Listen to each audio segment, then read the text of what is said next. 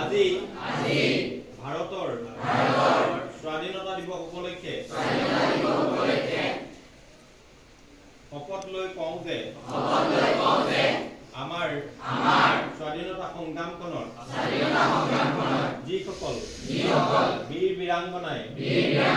প্ৰাণ আহুতি দিছিলে তেওঁলোকৰ আদৰ্শ পৰ্যবীৰ্য সদায় মনত লৈ ভাৰতবৰ্ষক 2047 চনৰ ভিতৰত বিকশিত ভাৰত হিচাপে প্ৰতিষ্ঠা কৰিবলৈ চৰকাৰক আমাৰ পৰা যথাসাধ্য সহায় সহযোগিতা আগবঢ়াম বুলি আজি 13 আগষ্ট 2025 তাৰিখে দৃঢ় প্ৰতিজ্ঞ হলো।